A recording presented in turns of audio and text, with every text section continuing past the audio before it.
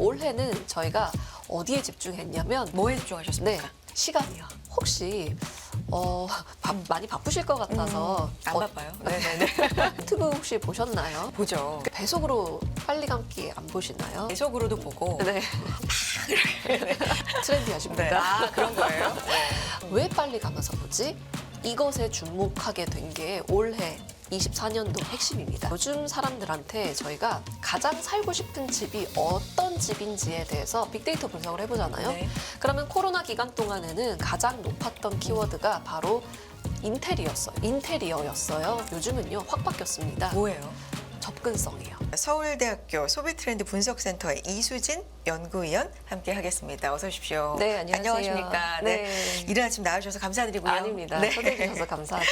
네, 2024년 이제 트렌드를 분석을 해봐야 되는 시간인데 그 전에 2023년을 좀 되돌아보는 시간 먼저 가졌으면 좋겠습니다. 올해가 토끼의 해였잖아요. 네, 맞습니다. 네. 그래서 저희가 올해 가장 핵심적인 키워드가 뭘까 고민을 많이 하다가 그래도 역시 경제적 상황과 사실 소비자와는 굉장히 밀접한 연관이 있기 때문에 이 경제적 요건을 크게 볼 수밖에 없었고 역시 그 관점에서 보자면 가장 화두는 저희는 평균 실종 이렇게 명칭을 부여한 바가 있거든요. 네. 그러니까 어중간한 것은 좀 살아남기 어려운 그런 시기를 2023년도를 보냈구나라는 생각을 하는데 역시 고물가 상황 때문인 걸로 풀이가 되고요. 예를 들어 극단적으로 좀 설명을 좀 드려보자면 크리스마스였잖아요. 맞죠. 그렇죠. 네. 잘 보내셨어요? 그럼요. 집에서 네. 잘 보냈습니다. 제일 좋아요. 집에서. 아, 네. 그렇구나. 네. 네. 뭐 예를 들어 계속하면, 네. 크리스마스를 보내는데 케이크를 준비한다 이런 이야기를 많이 나오면서 그렇죠. 크리스마스 케이크와 관련한 네. 그 이슈들이 많이 나왔었는데 그런데 보니까 뭐 특히 호텔 같은 경우 크리스마스 케이크 뭐 20% 이상 전년보다 비싸게 팔았는데도 몇십만 원을. 네, 그럼에도 불구하고 뭐 크리스마스 이브 전까지 다 완판이 됐다 이런 소식도 들었고요. 맞아요. 근데 한켠에서는 이런 이야기도 들었어요. 대형마트에서 초저가 케이크 9,900원짜리 케이크도 판매를 하는데 이것도 굉장히 뭐 잘 몇 주 팔렸다. 만에 뭐 3만 개씩 팔리고 이런 뭐 우리 기사를 봤을 텐데 이 모든 현상이 사실은 그 중간은 없는 거죠. 그래서 초고가 그리고 최저가가 이 공존하는 그래서 이 평균이 실종되는 형태로서 저희가 사실은 뭐 양극화도 포함이 되어 있었지만은 고물가 상황에서 그냥 어중간한 것들은 조금 어렵게 된 이런 시기를 보내지 않았나라고 생각하면서 이게 사실은요 그 양극화의 문제도 있지만 저희는 N극화 이런 표현도 했었었거든요. N극화. 네. 1부터 N까지 모수가 굉장히 다양해지는 건데 정말 이 한 사람 한 사람 모든 가치가 추구하는 가치가 워낙 다양해지다 보니까요. 평균이 굉장히 자리 잡기 어려운 일반화하기 어려운 그래서 이제 중간 정도 하면 되지가 사실은 어떻게 보면 가장 어려운 결론이 되지 않았나 이런 생각도 해봅니다.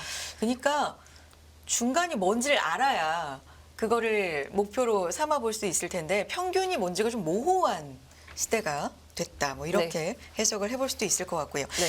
그래서 2023년의 키워드는 결국에는 전반적으로 좀 평균의 실종, 평균이 사라진 자리, 요게 하나였고요. 또 어떤 것들이 있을까요? 네, 그 다음에 저희가 23년도를 돌이켜 생각해 봤을 때 가장 주목해야 되는 새로운 집단이 누굴까, 세대가 누굴까라는 고민도 좀 많이 했었거든요. 네. 그때 저희가 고민 끝에 내린 결론이 알파 세대였어요. 알파? 네. 약간 들어본 지 좀 꽤 된 것 같은데요. 그렇죠. 네. 2010년도 이후 지금 우리 초등학생들. 아. 네.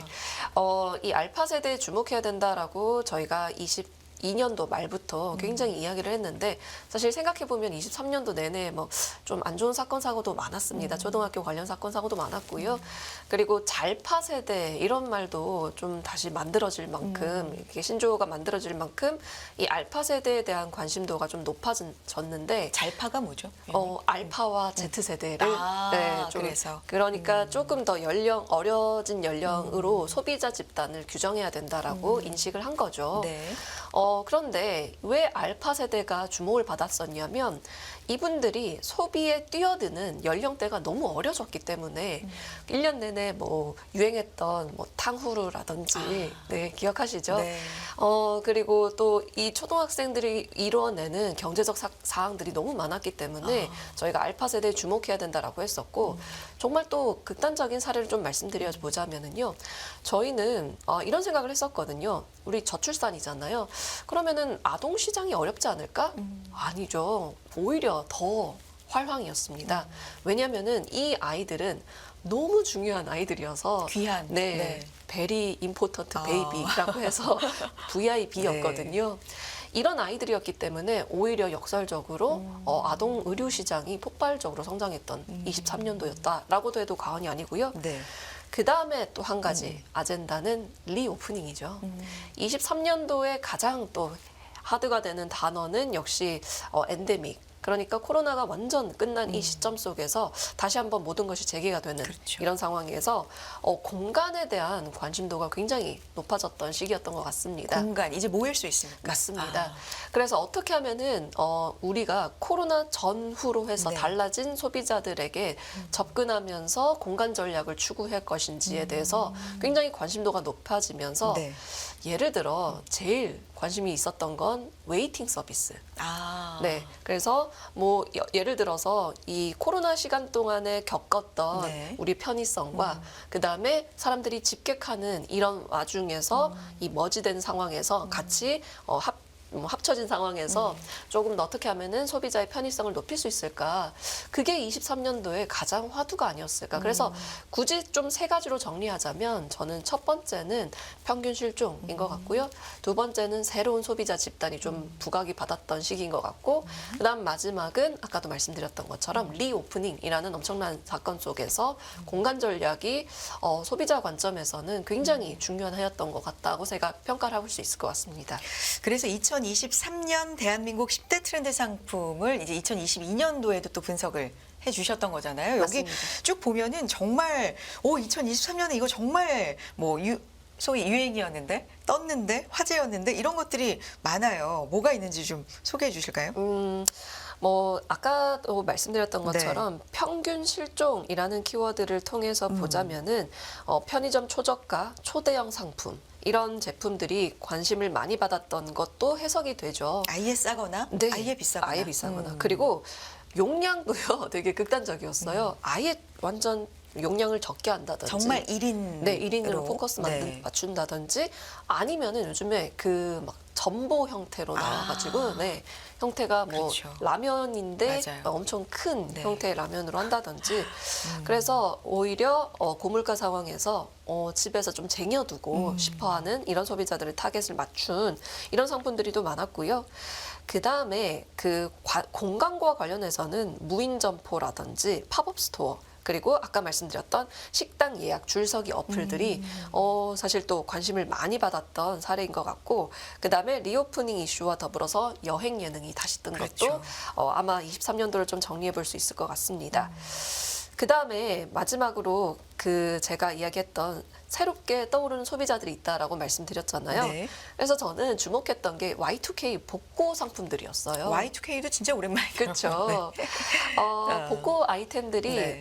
특히 이 약간 우리 저희 기성세대들 네. 입장에서는 사실은 그닥 신기하지 않거든요. 카세트 테이프가 그냥 우리 어렸을 때 예전에 봤던 우리가 봤던 네. 건데 근데 이거를 태어나서 처음 보는 아이들은 디지털 세상에서 익숙해진 이 알파 세대들에게는 혹은 후기 Z 세대들에게는요 이게 너무 신기한 거죠. 그럴 수 있을 것 같아요. 그렇죠. 네. 그래서 저희가 이게 복고라기보다는 사실은 완전히 새로운 복고의 형태로 이들에게는 굉장히 혁신적으로 다가왔던 것 같습니다. 소위 오히려 예전 게 더 힙해 보이는. 네, 맞습니다. 네. 그런 그 1년의 시간을 저희가 23년도 내내 좀 그래서 또 가장 화두가 됐던 아이템이라고 할까요? 그게 이제 보면은 카세트 테이프뿐만 아니라 보면은 그 핸드폰 꾸미는 사람들도 굉장히 많아졌고요.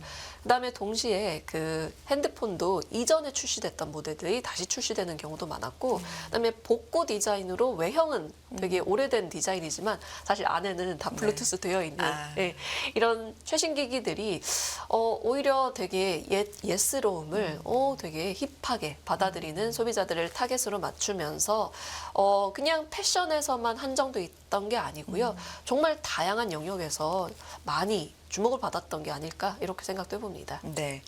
2023년 대한민국 10대 트렌드 상품으로 분석했던 것들 중에서 뭐 챗 GPT도 정말 눈에 띄고 올 한 해 뭐 경제적으로 주식시장에서도 그렇고 굉장히 주도를 했던 인공지능, 뭐 챗 GPT도 그렇고 여러 가지 좀 눈에 띄는데요. 중요한 건 이제 2024년입니다. 네, 맞습니다. 네, 그래서 2024년 얘기를 이제 본격적으로 해볼 텐데 용해죠. 맞습니다. 그래서 2023년 키워드는 전반적으로 래빗 점프였다면 이번에는 용이 들어갈 텐데 드래곤 아이즈 네. 어떤 의미죠?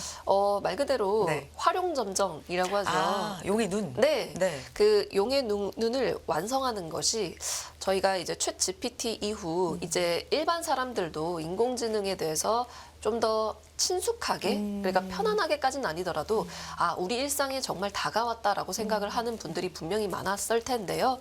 그런 이 인공지능의 시대에서 어떻게 하면 우리가 살아남을 수 있을 것인가, 그리고 그것이 인간다움의 역량을 더 꽃피워야 한다. 그래서 그 마지막 그 용의 눈을 완성하는 것이 인간이었으면 좋겠고요. 또 인간이면 좋겠고, 그다음에 인간일 수밖에 없고, 그다음에 인간일 수밖에 없는 그 지점을 저희가 가장 인간다움을 표현하기 위해서 사실 블루 드래곤이라고 할 수 있었거든요. 내년에 청룡의 청룡. 해, 되게 중요한 해죠. 그럼에도 불구하고 드래곤 아이스라고 이렇게 명칭을 부여한 것은 사실 저희의 굉장히 의도가 담겨 있는 이 표제어다라고 보셔도 무방할 것 같습니다. 이건 어떻게 보면 바람도 담겨 있는. 네, 사실 굉장히 큰 바람이 네. 담겨 있습니다. 용의 눈을 찍는 건 사람이었으면 좋겠다. 네, 그럴 수밖에 없다고 생각도 하고요. 그래서 조금 여담일 수도 있는데요. 아날로그 영향을 가진 사람들이 훨씬 더 생산성을 높이고 더 그 경쟁력을 키울 수 있는 시대가 되지 않았나 이런 역설적으로? 생각도 그렇게 생각하는데 네. 그게 이후에 나오는 호모 프롬프트라는 키워드로 설명이 되거든요. 그래서 네. 이어가 볼게요. 그러면 2024년을 주도할 트렌드 코리아 호모 프롬프트도 말씀해 주셨는데 사실 저희 매년 제가 이걸 보면서 제일 첫 번째 나오는 키워드가 핵심 아닌가요? 거의 뭐 맞습니다. 뒤까지 아우르는 가장 중요한 걸 굉장히 고민해서 다들 의논해서 뽑으실 것 같은데 이 뒷얘기도 좀 궁금하긴 해요. 얼마나 고민해서 이걸 뽑으시는지 사실 그것도 궁금하긴 한데 1년 내내 연구하십니까? 그렇죠. 저희가 1년 내내 사실 보통 저희가 이제 루틴화 되어 네. 있어서 굉장히 3월부터 2월부터도 이제 시작을 하고요. 계속 추적을 하는데 이 가장 핵심적인 키워드는 첫 번째로 저희가 선정하는 그 말씀 주셨던 네. 것처럼 나머지 9가지 키워드에 다 영향을 미쳐요. 그래서 저희가 첫 번째 키워드를 핵심 키워드로 꼽는데 올해는 저희가 어디에 집중했냐면 뭐에 집중하셨습니까? 네, 우리 시간이요. 시간. 네, 소비자들의 그리고 나의 그리고 우리들의 시간에 저희가 집중을 한 건데요. 이게 사실 딱 생각하게 된 가장 중요한 것은 혹시 많이 바쁘실 것 같아서 안 바빠요. 네네네. 어젯밤에 네. 유튜브 혹시 보셨나요? 유튜브는 근데 보죠. 그쵸. 네네, 보죠. 혹시 보실 때 네. 배속으로 빨리 감기 안 보시나요? 배속으로도 보고 네. 10초 간격으로 이제 뒤로 가면서 뭐 그렇게도 봅니다. 네. 별로 안 좋은 건가요? 아니요. 트렌디 네. 하십니다. 그런 거예요? 네. 실제로 그렇게 보고 있냐라는 설문조사의 40%의 소비자는 그러고 있다라고 응답을 해줬는데 저희가 주목하게 된 것은 아니 이거를 다 볼 수 있는데 이거 굳이 왜 빨리 가면서 보지? 왜 빨리 가면서 보지? 이것에 주목하게 된 게 올해 24년도 핵심입니다. 그래서 시간을 굉장히 효율적으로 보내고 싶어 한다. 이건데 역시 요즘 사람들한테 저희가 가장 살고 싶은 집이 어떤 집인지에 대해서 빅데이터 분석을 해보잖아요. 네. 그러면 코로나 기간 동안에는 가장 높았던 키워드가 바로 인테리어였어요. 실내. 네. 네. 어떻게 하면 나의 아, 안에 살고 그렇죠. 있는 우리 집을 예쁘게 꾸밀까가 핵심이었는데 요즘은요 확 바뀌었습니다. 뭐예요? 접근성이요. 접근성. 네. 통학, 통근, 아, 효율. 가깝게. 네, 어떻게 하면 가장 효율적으로 루트를 예를 들어 지하철도 어떤 입구로 내가 줄을 서면은 가장 최단 거리로 집에 딱 들어갈 수 있을지 계산하는 이제 일반 사람들도 있거든요. 지하철도 몇 번에 그럼요. 타면. 그렇죠. 그럼요. 아. 그런 식으로 생각을 하다 보니까 이 달라진 아. 지점이 어떻게 하면은 나의 시간을 가장 효율적으로 가장 최단 단점으로 시간에. 효율해서 내가 보낼 수 있을까에 대한 관심도로 다시 한번 돌아온 게 사실 요즘 사람들의 변화인데 근데 이게요. 실패하고 싶지 않은 심리가 좀 내재가 되어 있거든요. 그래서 각각 키워드에 연결이 되는 포인트가 있어서 그 지점을 잘 생각해 보면서 이 10가지 키워드 혹은 나머지 9가지 키워드를 좀 잘 보시면 되게 재밌을 겁니다. 2024년 어쨌든 드래곤 아이즈라는 큰 제목 아래 가장 첫 번째 트렌드는 분초 사회입니다. 네, 맞습니다. 이게 말씀드렸지만 뒤에 나오는 9가지 트렌드를 거의 관통하는 네, 맞습니다. 가장 큰 주제 분초 사회라고 할 수 있겠고요. 그러니까 효율성이라는 말로 대표되는데 저는 사실 이런 의문도 들었거든요.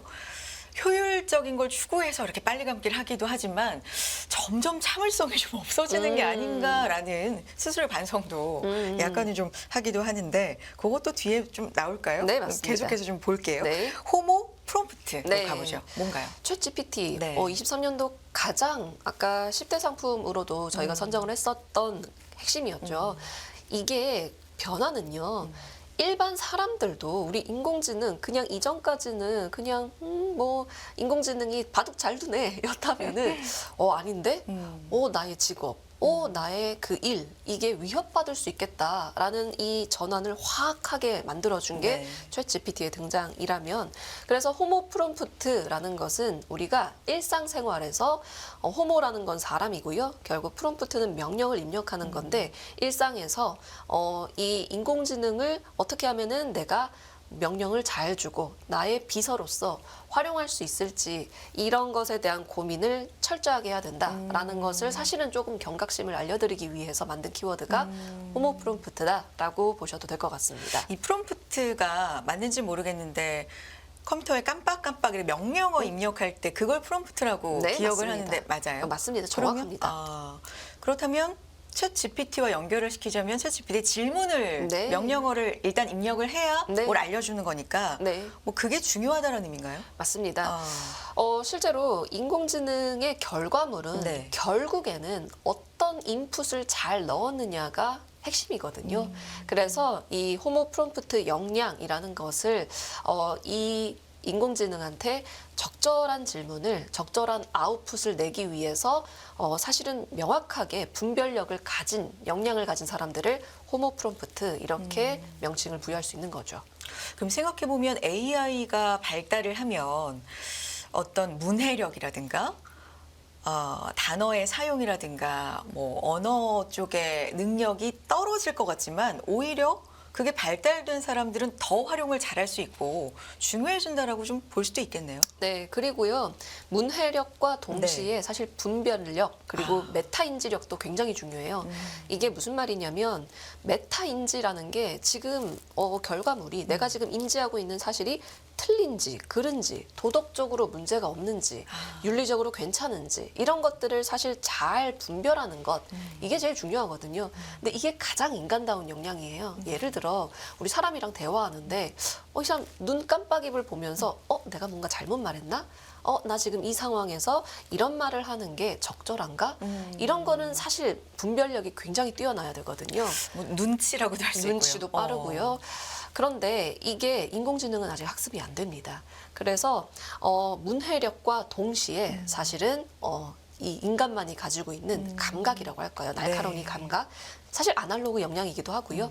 이런 모든 역량이 사실은 다 포함되어 있는 게 호모 프롬프트 사람인 거죠.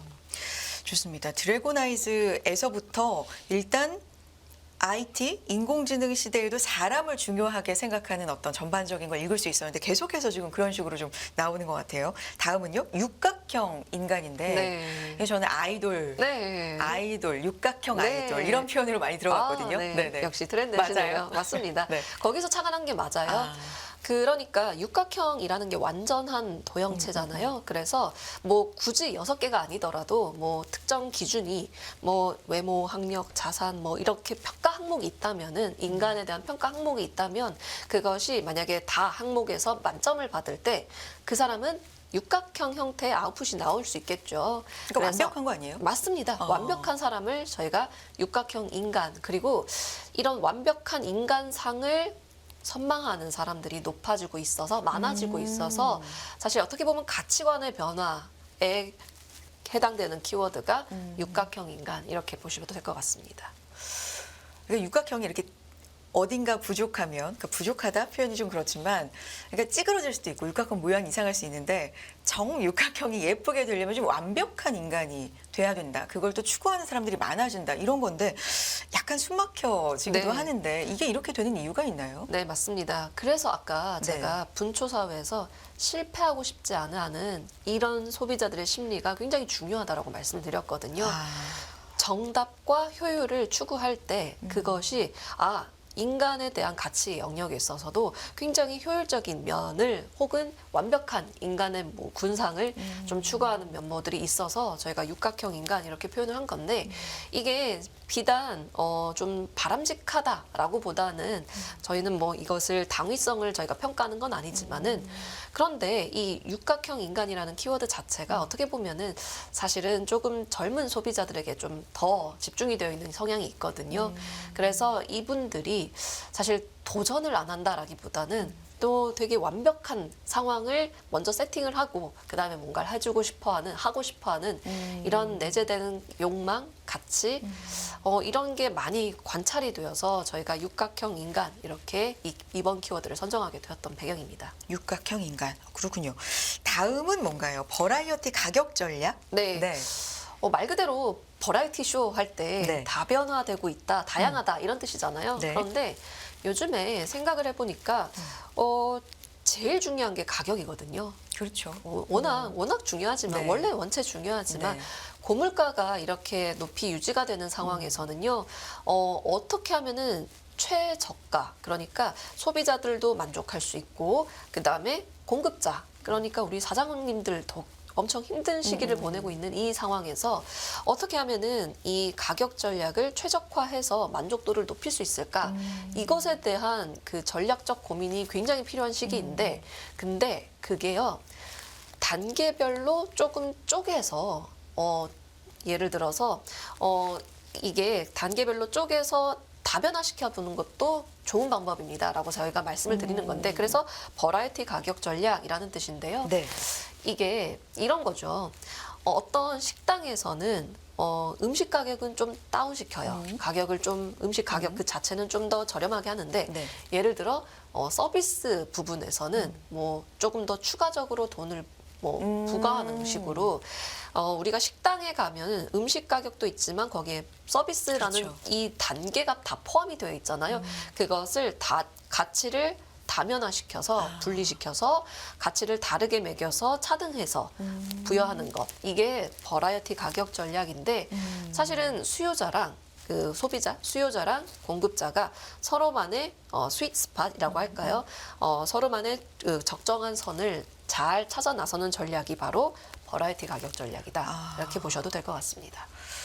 그렇군요. 그것도 해당이 될까요? 어떤 매체, 어떤 플랫폼에서 구입을 하고 찾는지에 따라서 가격이 요즘은 좀 많이 다르잖아요. 이런 것도 가격 전략이 좀 버라이어티해진다? 네. 이렇게 봐도 될까요? 버라이어티 가격 네. 전략은 되게 다양한 유형들이 있어요. 시간에 따라 다를 수 있고요. 사람에 따라 다를 수 있고요. 말씀드렸던 것처럼 채널에 따라도 다를 수 있고요. 그런데 이게 특히 요즘 들어서 이 버라이어티 가격 전략이 더 부각이 받는 배경에는 네. 역시 이게 데이터 기반으로 이루어지기 때문에 예를 들어 특정 사람에게 되게 최적화되어 있는 그 사람에게 맞춰진 추천 이런 가격도 제시할 수 있는 게 이 네. 데이터를 소비 데이터를 축적하면서 플랫폼이 이뤄내는 이런 그 사실 인프라가 잘 갖춰지면서 더 트렌디해지고 있는 게 가격 전략이다라고 보셔도 될 것 같습니다. 가격 전략까지 해봤고요. 다음은 이제 두 개씩 좀 가볼게요. 네. 도파민과 요즘 남편 없던 아빠 네. 이렇게 한꺼번에 좀 가보죠. 도파민 뭘까요? 네. 말 그대로 저희가 이 괜히 그 아날로그 역량이 중요하다라고 말했던 게 아니고요. 왜냐하면은 우리 사회가 굉장히 도파민에 중독적인 이 그 상황이 딱 형성이 되어 있기 때문에 약간 이탈해서 조금 더 이 도파민을 충족시켜주는 이런 모든 그 뭐라 해야 될까요? 플랫폼이나 영역에서 조금 이탈해서 나만의 생각과 나만의 관점을 가지고 좀 깊이를 줄 수 있는 사람이 오히려 더 경쟁력을 높일 수 있는 시대다라고 한 배경에는 도파민이라는 키워드가 있었던 건 도파민. 네, 아. farming, 아. 농사를 짓는 거죠. 막 도파민을 막 찾아 나서는 네. 것처럼 요즘 나도 그렇지 않을까? 이런 생각을 해봐야 된다라는 걸 더 던지고 싶었던 키워드가 도파민이고요. 그 다음에 그 요즘 남편, 없던 아빠들은 아까 그 육각형 인간과 연결이 돼요. 아 그래요? 육각형 남편. 완벽한. 네. 육각형 아빠. 어. 그러니까 비단 남성 한국 사회에서 네. 남성상이라고 할까요? 완벽한 이상적 남성상이라는 것에 대한 기대치가 굉장히 올라오기 시작하고요. 그게 그냥 뭐 예를 들어서 그냥 그냥 경제적 능력만 있는 게 아니고 외모도 뛰어나야 되고 뭐 가정적이어야 되고 육아도 잘해야 되고 살림도 잘해야 되고 이런 기준이 굉장히 높아지면서 거기에 맞춰진 요즘 남편들 없던 아빠. 그래서 좀 주목하지 않았던 소비자들이기도 하거든요. 그래서 저희가 워낙 저출산이라는 엄청난 이 사회적 분위기 속에서 우리 뭐 여성의 경력 단절, 뭐 육아 문제 이런 문제에 대해서는 그래도 조금 사회적 공론화가 되어 있다라고 보는데 이분들에 대한 우리 남성들에 대한 좀 관심, 공감 이런 게 굉장히 필요한 시기가 아닐까라는 생각을 하면서 요즘 남편 없던 아빠 이 키워드를 선정하게 되었습니다. 이 트렌드에 맞춰서 또 소비도 그에 따라서 변할 수 있는 거니까. 그럼요. 그렇죠. 요즘 남편 없던 아빠 살펴봤고요. 또 두 가지 좀 보도록 하죠. 스피노프 프로젝트 또 디토 소비입니다. 뭘까요? 하나하나. 아까 분초 사회에서 네. 사람들이 그럼 너무 바빠요. 맞아요. 너무 효율적으로 하고 싶고 아까 말씀 주셨던 것처럼 내가 막 참을성도 없는 것 같고 이런 심리 요건 속에서 그러면은 어떻게 하면은 내가 한정된 정보 속에서 네. 최적화된 선택을 할 수 있을지 이거에 대한 고민이 높아지잖아요. 두 가지 방법이 있어요. 첫 번째는요. 이전에 성공했던 거를 좀 더 변형시켜서 아. 성공 가능성을 높이는 것. 이전에 내가 이거 선택을 잘 했으니까, 그러면은. 안정적인. 안정적인. 아. 이걸 스피노프라고 하거든요. 그래서 내가 어떤 프로젝트를 하거나 어떤 일을 선택하든지 간에 스피노프적인 거는 플랜 B를 선택하는 것에 있어서 이전에 원작을 뭐 외전 주듯이 성공 가능성을 높이는 전략을 추구한다라고 보셔도 될 것 같고요. 그 다음에 두 번째는 디토한다라고 설명드리고 싶은 거는 디토. 디토하면 혹시 누가 떠오르시나요? 유진스 감사합니다. 팬입니다. 네. 그쵸. 뉴진스라는 그 아이돌 그룹이 디토라는 말을 결국 나도 사랑해 라는 뜻으로 이야기한 거잖아요. 그래서 이하 동문이라는 뜻입니다. 나도. 디토. 그렇죠. 네. 나도라는 뜻이면 디토 소비라는 것은 너가 하는 거 내가 정말 묻고 따지지도 않고 똑같이 살게. 그런 성향이 높아지는 거죠. 왜냐? 내가 최저가 가격도 아마존 같은 경우는요 하루에 250만 번 가격이 바뀌어요. 사실 최저가 탐색이 좀 어려워지고 있거든요. 그러면은 내가 할 수 있는 방법이 뭘까요?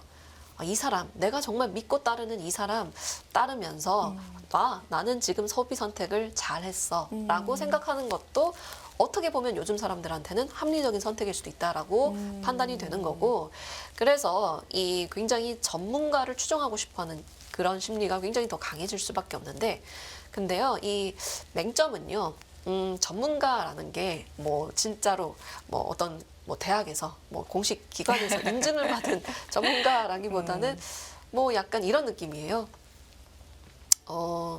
뭐 요즘 유명하죠. 네네네.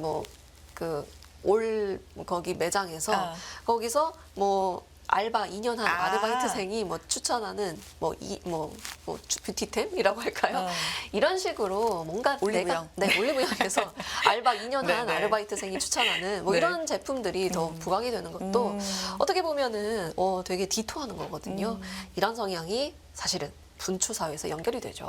그러니까 굳이 뭐 추앙하는 연예인을 무조건 따라하는 그런 게 아니라 아닙니다. 뭐 나름의 믿을 만한 네, 맞습니다. 전문적인 네. 뭐 이런 자기 기준에서 전문가. 근데 굉장히 추종하는 성향. 그리고 시간이 없으니까 그렇죠. 다 참여가 효율적으로. 그런 거에 연결이 된다. 이게 다 분초 사회에 조금씩 다 연결이 되네요. 좋습니다. 두 가지 또 한꺼번에 봅니다. 9번째 이제 10번째인데 리퀴드 폴리탄과 돌봄 경제입니다. 뭘까요?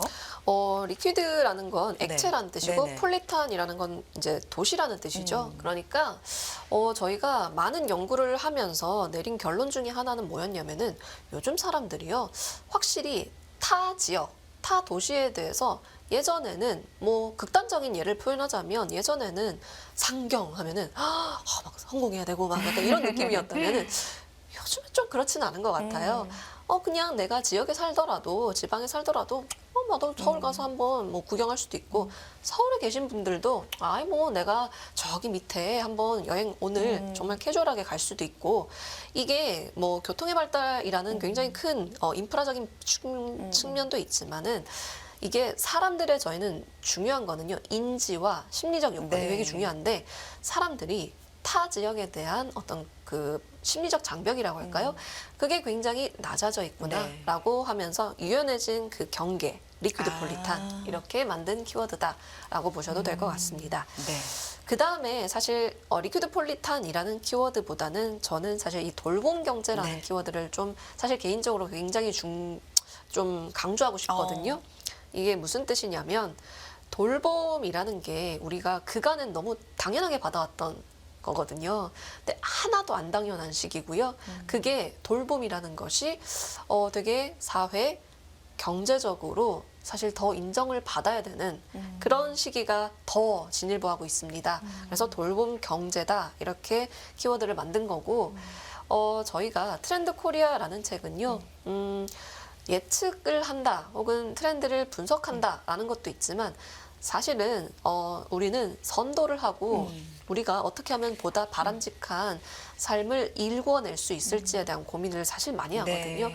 그런 관점에서 우리가 돌봄이라는 가치가 좀 더 그냥 단지 복지나 그냥 하면 좋은 것이라는 차원을 넘어서 좀 정치, 경제, 사회, 문화적으로 좀 더 포괄해서 인정받을 수 있는 시기가 되었으면 좋겠습니다. 라는 사실 또 바람이 담겨있는 키워드다라고 해도 과언이 아닙니다. 예, 위원님께서 강조하고 싶었던 돌봄 경제. 이제 돌봄은 당연한 게 아니다라는 말 좀 새기면서 말씀해 주신 것처럼 이걸 뭐 예측하고 분석하고 맞춘다라기보다는 이랬으면 좋겠다. 좀 필요한 가치들을 또 담아서 분석을 해 주신 것 같고요. 여기까지 아쉽지만 듣도록 하겠습니다. 서울대학교 소비트렌드 분석센터 이수진 연구위원 함께했습니다. 고맙습니다.